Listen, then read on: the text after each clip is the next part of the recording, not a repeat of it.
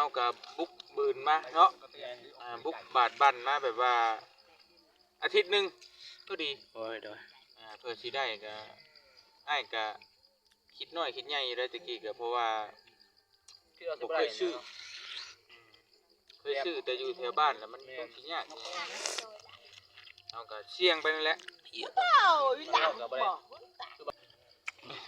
แต่ว่าฮอดมื้อนี้เฮาก็แบบโล่งนะหลังจากที่เฮาคิดเพราะว่าถ้าเฮาซื้อให้น้องเพิ่นบ่ได้น้องเพิ่นก็คือสิแบบงอยเงานะมันแ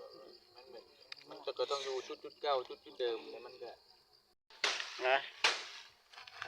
ได้ดินก็ต้องอนามัยสู้เด้อสู้บ่สู้นะไปเพิ่นยังก็น่าจะมาเด้อไม่หายลายแท้บอกอยู่บ่นู้น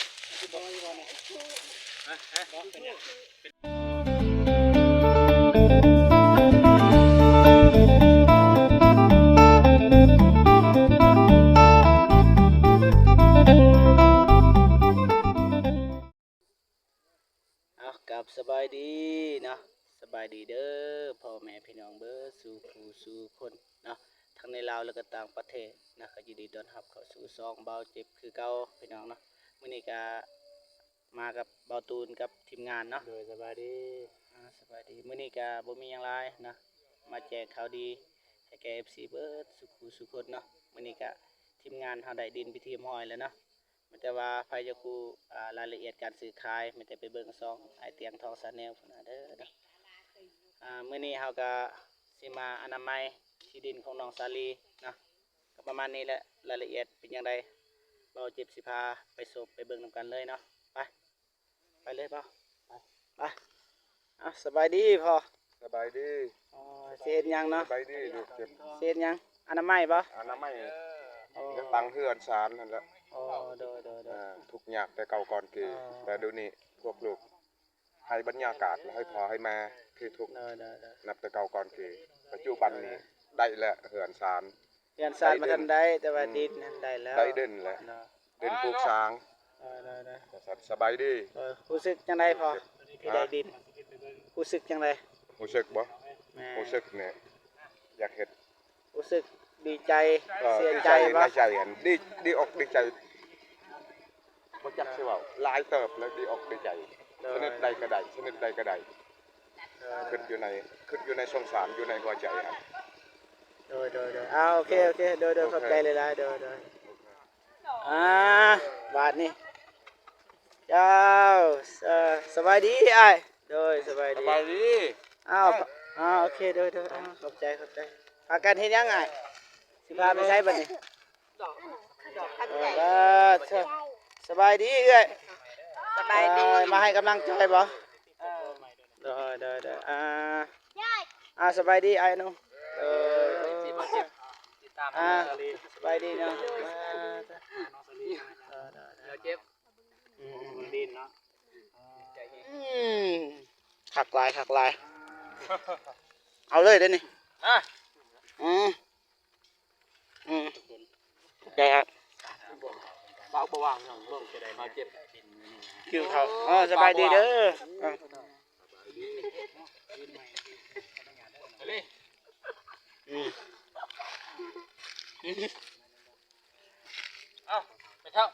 ไม่เท่ามาไว้ไปให้พ่อเท่าเนี่ยพ่อเท่าตัดพรกันกินบักมูพี่น้อง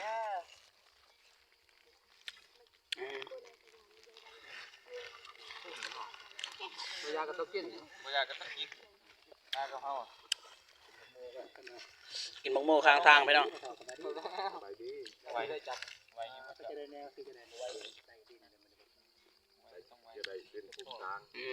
ประมาณนี้เลยพี่น้องเบื้องหลังการซื้อที่ดินไปเทียมหอยแล้วพี่น้อง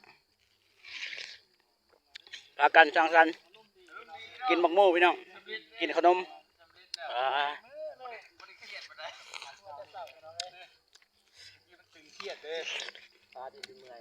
สบายดีไอ้ท่านสบายดีบ่สบายดีแล้วแต่ว่าอยากถามความรู้สึกที่ซื้อดินให้น้องมา สำเร็จนะ โดย อยากถามอ้ายโดย โอ้ยกันนี้ได้เห็นยิ้มเขียวแห้งอยู่ตัวนี้นั่นดีใจดีใจ เบิดสำนี้ปะ เอ้ยมันจะนะ โดย เพราะว่าเอากับบุกบืนมาเนาะบุกบาดบันมาแบบว่าอาทิตย์หนึ่งก็ดี โอ้ยโดย เพื่อสิได้ก็อ้ายก็คิดน้อยคิดใหญ่อยู่ได้ตะกี้ก็เพราะว่าบ่เคยซื้อแต่อยู่แถวบ้านแล้วมันต้องสิยากเอาก็เสี่ยงไปนั่นแหละ เราก็บ่ได้คือเบาโน่ก็บ่ได้รู้พื้นฐานนะพี่น้องเดี๋ยวเคยมีประสบการณ์นะใน บ่เค การ ยซื้อสิ่งเสื้อเนาะ บ่แล้วก็บ่มีได้ส่วนช่วยเลือกคนแบบนี้เฮาก็เคยพี่น้องก็บ่มีเคสแบบนี้นะทางบ่มีนะบ่มีดอก ครั้งแรกเนาะแต่เฮาก็ได้สำเร็จ ขอบใจอ้าย เฮ็ดคำนี้ก็ เป็นน้ำ ใช่ ทาย เป็ เป็น น คำ น้ำ นี้ก็คือว่าได้พี่น้อง แต่ว่าฮอดมื้อนี้เฮาก็แบบโล่งนะ โดย หลังจากที่เฮาคิดเพราะว่าถ้าเฮาซื้อให้น้องเพิ่นบ่ได้น้องเพิ่นก็คือสิแบบงอยเงานะมันแบบมันก็ต้องอยู่จุดเก่าจุดเดิมแล้วมันก็โอ้ว่าไม่ได้พี่น้องเนาะ นอนจะบ่รับอันนี้ พอมาฮอดจุดนี้นี่ก็ดีใจบ่เตียงก็ได้ บัดได้ดึง โดย คือว่าสำเร็จ ทำ ซ้ำขึ้นสวรรค์เลย โอ้ ตั้งเรือนก็เสียบ่เบิ่งเลยบ่ง่าบ่ โดย ยังใกล้อยู่บ่เจ้าก็เอ้ย โดยขอบใจหลายๆอ้ายโดย มาพี่น้องให้กินมะม่วงนํกันลืมเอิ้นพี่น้องได้กินมาตะกี้ น้อย อยู่มาเด้อพี่น้องเด้อ FC ปัจจุบันทุกคนมาดีใจ โดย สำเร็จไปอีกบาท9นึงตอนต่อไปก็ถ้าติดตามชมเอาก็สิพาเพิ่นบุกเพิ่นทำความสะอาดมันจังว่ากันหรอกอันนั้นแต่ว่าเฮาค่อยเฮ็ดไปก็ได้ แต่ว่าตอนนี้เฮาได้ที่เรียบร้อยแล้ว โดย โอเคเลยนะพี่น้องให้โล่งแล้ว แล้วก็ดีใจนะคือว่า โดย มีแต่ว่าเบาเจ็บเห็นแล้วบ่แม่น้องเพิ่นพาขึ้นไปเบิ่งที่เบิ่งทาง ยัง เนาะขึ้นไปเลาะเบิ่งที่เบิ่งทางมันสั่นระวังไหมกิ้งลงมาหั่นวะ โดยอ๋อขอบใจหลายๆอ้าย โดย โดย ดี สบายดีอ่ะสบายดีครับจะได้อยากถามความรู้สึกอ้ายนะ ก็เลยก็ ก็ดีใจเนาะพี่น้องเนาะกราบสวัสดีเด้อพี่น้อง FC ทางบ่าวเจ็บเพิ่นเนาะดีใจพี่น้องเอ้ยบ่าวน้องก็บ่คิดนะว่าสิได้เนาะได้ดินเนี่ยก็เฮาก็สู้ส้นมาทีมงานเฮาคือทางบ่าวเตียงทองเนาะก็เพิ่นลงมาเพิ่นโอ้คิดบ่ฟันเนาะเพิ่นสิลงมาแล้วก็มาช่วยน้องนะแล้วก็คือว่ามีเป็นบุญเนาะเป็นบุญวาสนาเป็นว่าเกี่ยวกันเนาะง่างเด้สิได้มาแม่นมันบ่แม่นว่านี่รอถ้าบุญก็เบิดนะพี่น้องคนทุกคนเนี่ย ลาวกับทะเลล้านคน แม่น ได้เจอกันไปพุดน้ำพวกเจ้าน้ำหั่นแหละ แม่น เจ้าบ่พามาก็บ่ได้เจอมันก็บุญดึงหากันเบิด โดย โดย ได้บุญเบิดทุกคน โดย ผู้ใหญ่เป็นแน่เอาแน่เนาะช่วยกันโดยเป็นบุญ โดยเอา เราก็รู้สึกดีใจพี่น้องเลยเนาะก็ขอบใจทางเราเตียงทองแล้วก็ขอบใจทางทีมงานเฮาเนาะคือเบาเจ็บเบาตูนกับทีมบ่บ้าพี่น้องเลยเนาะ ไอ้บ้าไม่เท่า ไปน้ำกันถึงตะลุยน้ำกันเลยตากแดดตากฝนน้ำกันเนาะเดือนว่าตามที่ใดที่ดินให้น้องก็โอ้ทางน้องสาวเพิ่นก็มีดีใจพี่น้องเลยเนาะทางครอบครัวคือประตูไปแหละตับปุกตูแปดเลยพี่น้องเลยเนาะทำเด็ดเสร็จสิ้นพี่น้องเลยเนาะแล้วก็ขอบใจทาง FC แหละที่สำคัญก็ FC แล้วก็ผู้ใหญ่ใจดีพี่น้องเลยเนาะถ้าบ่มีเพิ่นก็เฮาก็บ่มีผลสำเร็จในมื้อนี้ โดย คือว่าครั้งใหญ่พี่น้องของทีมงานเฮา3ฐานแล้วทางบ่อเตียงทองน้ำพี่น้องเลย อิ่มแล้วอิ่มแล้ว กิน อิ่มแล้วไอ้ เกมกับหมูเชฟได้ แซ่บได้ ได้แล้วขอบใจเลยขอบใจเลยไอ้โดยประมาณนี้เลยพี่น้องเจ็บสิพาขึ้นไปเบิ่งอยู่เทิงพี่น้องไปหาเบาตูนกับน้องซาลีเป็นอยู่เทิงพี่น้องอยู่ซ้ายแล้ววันนี้ดินก็ประมาณนี้เลยพี่น้อง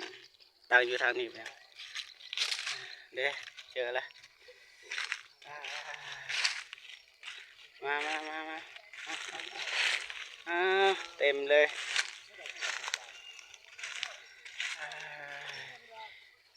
สบายดีข้างบ่ตูน สบายดีเด้อสบาย โอ้ ดี กับฝากกับมีดเลยนะ อยากถามความรู้สึกน้องนี่รู้สึกน่ะได้ทีที่ดิน ดีใจ ดีใจแล้วก็จังใด ก็คิดว่าฟันว่าสิได้ดินนะ โอ้ ช่วงนี้ดินแพง แบบว่านี่ได้ที่ดินที่นี่นะอยู่นี่นะจะได้ความรู้สึกแบบกล้าบ่สบายบ่หรือว่าจังใด กะอยู่ กล้าบ่ยานบ่ บ่ มันอยากไกลหน่อยนึงแต่ก็โอเคแหละโอเคแหละเนาะได้ดินนะถือว่าเขาปิดจ็อบเนาะปิดจ็อบได้จังใดก็อยากให้ขอบใจทางผู้ใหญ่ใจดีได้บ่ ได้ ขอบใจเนาะมาสิซื้อซอยมาซื้อซอยนะบ่ตูนนี่น้องขอบใจผู้ใหญ่ใจดีผู้ใหญ่ทางนะแม่เจ้าหน้าก็ทีมงานเฮาก็สิพาน้องทางแต่ว่าถามความรู้สึกก่อน ขอขอบใจผู้ใหญ่ใจบุญและ FC ทุกท่านและเบาเตียงทองและเบานงเบาเจ็บและเบาตูนและเบาแม่ที่ช่วยเหลือน้องแต่บ่มีคันบ่มีพวกอ้ายนะน้องของบ่มีฮอดสิได้ดินนี้นะ เด้อ ความเจ็บอย่าได้ความไข้อย่ามีให้ร่ำให้รวยให้โชคให้มานเด้อสาธุ แล้วก็วันนี้ได้ดินพิธีมอยจังไดก็ให้น้องอนามัย โดย พวกอายบางทีมือใดพวกอายทันแต่ว่าพวกอายได้มาพวกอายก็สิซอยน้องแต่ว่าอยากให้อนามัยเองนั่นแหละงานที่พวกอายบ่อยู่อะนะไม้ใหญ่คือไม้ใหญ่แบบนี้ก็น้องก็ตัดบ่ได้แต่ว่าไม้น้อยๆแบบนี้ก็คือสิได้อยู่ได้บ่ ได้ โดยประมาณนี้เด้อบ่เจ็บก็สิพาทางก่อนจักหน่อยหนึงก็ยังดีเนาะก่อนสิกลับบ้านเนาะซอยน้องจากเล็กๆน้อยๆก่อนประมาณนี้เลยพี่น้องนะได้ดินก็ต้องอนามัยสู้เด้อสู้บ่สู้นะไปค่อยๆเฮ็ดเบาเจ็บจับกองพี่น้องจังหน่อยเบาเจ็บสิทางซอยน้องเพิ่น ทุกคนเอ้ยเมื่อกี้เนี่ยว่าจะให้น้องจับกองให้เบาตูนแต่ว่าจะให้น้องทางก่อนไปน้องเดี๋ยวเจ้าน้อยเนี่ยหาน้องมาจับกองเดี๋ยวเราเตือนทางกันไปคนนึง ประมาณนี้ประมาณนี้เดี๋ยวพี่น้องไม่ได้ว่าเบาเจ็บสิซอยน้องเพิ่นนะให้น้องเพิ่นคือให้น้องทางไอ้ต้นน้องเพิ่นอีกนะตอนเบาเจ็บอยู่เบาเจ็บกับสิซอยนะ ทุกคนเลยถ้าเจออันนี้มันเบาตูนจับกองให้เบาเจ็บเนาะก็เปลี่ยนกันจับไปสั้นซะว่าเมื่อกี้เนี่ยน้องเพิ่นกับบวางพี่น้องเลยมันก็ทางก็อยากซอยทางเบาๆเข้าเนาะ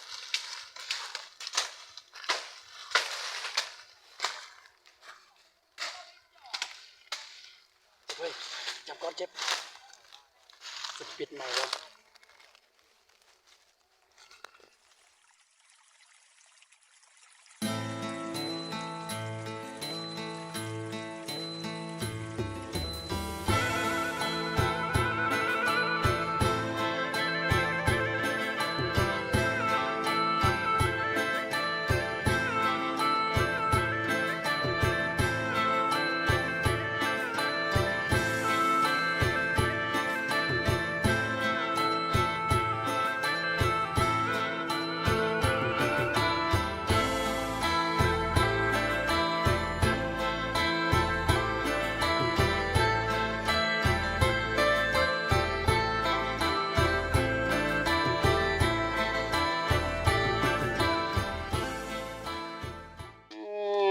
คุณยายอากาศ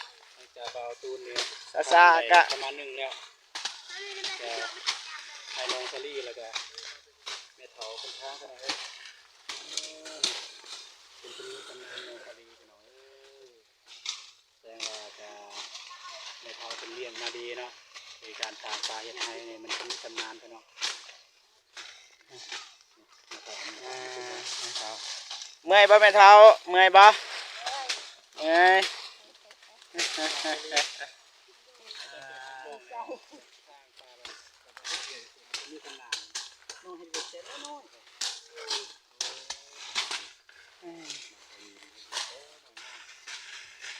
วเข้ากับป เขาทอพาเฮ็ดน่ะแม่นบ่แม่บ่ได้พาเฮ็ดบ่บัดพอเด้โอ้พอฮู้แล้วพอแล้วแยกทางพอแล้วแม่เฒ่าพอแล้วมาบ่เจ็บที่ซอยมาโอ้พี่น้องเอ้ยบ่เจ็บที่ซอยแม่เฒ่าประมาณนี้เลยพี่น้องทางก่อน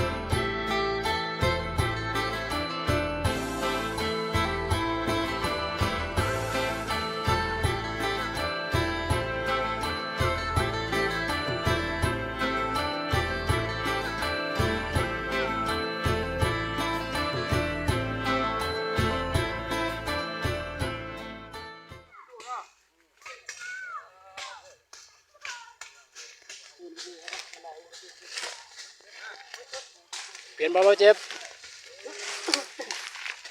สิแล้วเลยฮอดอยู่ดินี่สิแล้วพี่น้องเอ้ยแล้วบ่เจ็บรู้สึกจังได๋แน่ที่มาซอยน้องรู้สึกแต่ก็คือบ่เจ็บเมื่อยแต่ว่าก็ดีใจวันนี้บ่ฟันว่าเขาสิสามารถเฮ็ดให้น้องได้นะประมาณนี้พี่น้องแต่ว่าสำคัญที่สุดก็คือต้องมีทีมงานเราต้องเข้าใจทีมงานเราอันที่สองมาก็ขอบใจไอเตียงเพิ่นถ้าบ่มีไอเตียงก็บ่สามารถเฮ็ดได้แล้วก็สำคัญที่สุดก็คือFC ผู้ใหญ่ใจดีเพิ่นฝากเงินมาให้ทางทีมงานเราเนาะ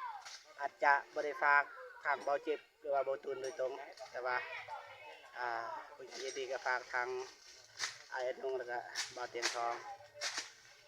ประมาณนั้นนะแต่ขอบใจหลายๆบ่จักสิเว้าเมื่อยประมาณนี้ทางต่อเนาะ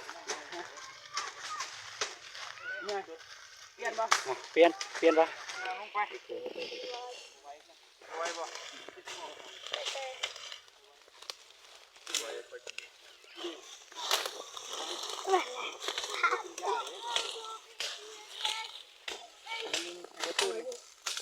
ไม่ได้ลายแล้วบตูนนะ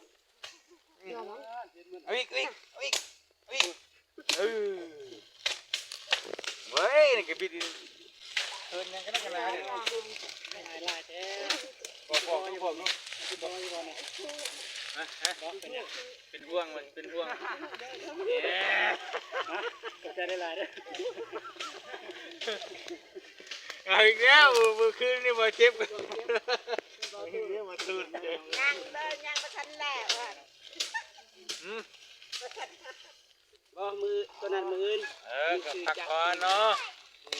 ทำมืดเลย ไม่ได้ยังพอ ตัวไรโอ้บ่ไหวไอ้ เจ็บเอาเนาะ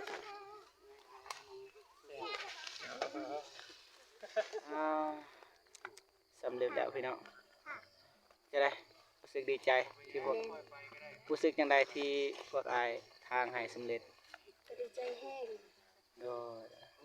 แล้วก็เคยมีคนเฮ็ดให้แบบนี้บ่ บอ นับแต่เกิดมาบ่เคยมีบ่ แมน บ่เคยมีอ่าดินก็ได้แล้ว แต่ว่าพวกอายทางก็เรียบร้อยแล้วก็มื้อหน้าน้องสิเฮ็ดหยังอีก สีเวลาบัดนี้ บรบัตรนะบรบัตรแล้วก็สิเฮ็ดหยัง มันเป็นสีเว่ามืด อ๋อมีแต่ความฝันเด้ได้ดินนะความฝันของน้องนี่ สี ได้หึ ได้เงิน อยากได้เฮือน แมน แต่ว่าเรื่องอยากได้เฮือนมันก็ยิ่งใหญ่เบาเจ็บก็ซอยหยังบ่ได้มีแต่ก็สิมาแต่ละมื้อนะ โดย หากว่ามี FC ผู้ใหญ่ใจดีทางอาเตียงทองเพิ่นอยากช่วยเหลือก็คือว่าเฮาก็ยินดีมาเป็นสะพานบุญให้คือเก่ามาซอยน้องพุ่นนะ โดย ประมาณนี้เด้อพี่น้องมีแต่ว่าทีมงานเฮาก็สิเดินกลับ โดยเดินทางปลอดภัย